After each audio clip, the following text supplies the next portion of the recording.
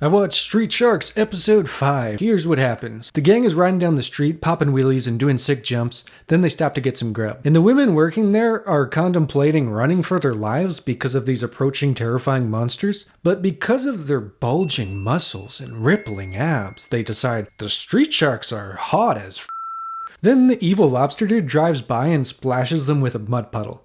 The Street Sharks, flabbergasted by this blatant display of disrespect, drive into action. But the Street Sharks end up getting cut off by a bus, even though they could have easily gone around it. And over at Paradigm's evil lab, he unveils that he has just obtained an Australian squid that he's going to gene slam into another henchman. And while he's explaining this, it cuts to Slash, who is just absolutely out of it. What is going on in his head right here? Meanwhile, the police are investigating Dr. Bolden's house. And in case you forgot, or just I haven't explained it before, I don't know, I don't remember. Dr. Bolden is the Street Shark's father, and in the first episode, he got transformed into some kind of giant monster that we actually haven't seen yet, and the Street Sharks don't know what happened to him. So they don't know if he's alive or what. But the police find some gross bodily fluids on the wall, and they want to analyze it. After hearing that the police have found the wall goo at their dad's house, they decide to check it out too. Paradigm gene slams the squid and makes this f***ing nightmare dude.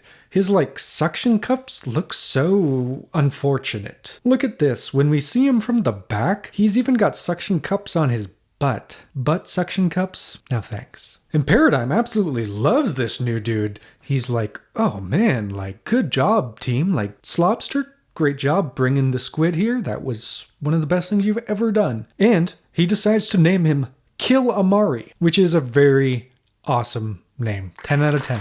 Kill Amari, hell yeah. And over at Dr. Bolden's house, the Sharks find an old floppy disk, and they're like, oh, the answers that we're looking for must be on this for some reason. Next, Paradigm has this weird Dr. Seuss style car, and he loads his henchmen up in it and sends them over to Dr. Bolden's house. And Ripster's sharky senses tingling as he senses the incoming danger. An all-out battle ensues, and Kill Amari can shoot arrows out of his suction cups. And the bad guys see the floppy disk, and they're like, oh, that's interesting. There's probably important information on there. And this thing is not even labeled, so I don't know why every character just assumes this floppy disk is so important. Ripster and Streaks look in horror as their brother is struck by the disgusting suction cup arrows, causing him to collapse. And Paradigm loads up the floppy disk, and using his oversized print button, he discovers the contents. It's the missing ingredient to the formula or whatever he's been working on. It's what's going to make gene slamming just really shine. It's going to be the best gene slamming. So he uses the new formula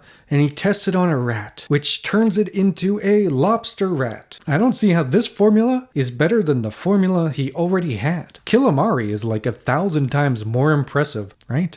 And the lobster rat is I don't want to be a part of this show, I don't think. I'm going to get out of here. Ben says that he went on the internet and made a post asking for someone to come up with an antidote to squid venom to heal Jab. But then the Sharks run into the henchmen again and have another fight. After the Street Sharks are done high-fiving each other, they decide they need to go check on Jab, but he's been abducted by the henchmen. So the Street Sharks follow them back to their hideout and have yet another fight. And the Street Sharks stick Slash into this pole and they throw Kill Amari on top of him. And I would not want to be that close to those suction cups. That's very gross. I bet they smell too. You know they smell. Back at Shark HQ, Ripster uses a bicycle pump to force-feed Jab large doses of the squid venom antidote that presumably an internet person gave them. Then on the Shark computer, an instant message comes in, and Ripster is like, wait, could that be Dad? And the person just responds, exit. And everyone is like, oh, whoa, what do you think that means? Dad used to exit. And over at Dr. Bolden's house, a large shadow pulls the plug on the computer, which is not how you should turn off your computer. But we can assume that that is Dr. Bolden. But why wouldn't he just tell his sons that he's been turned into a giant monster thing? Because guess what? His sons have also been turned into monster things. So surely it would be better to work together? No? I don't know. Bye-bye.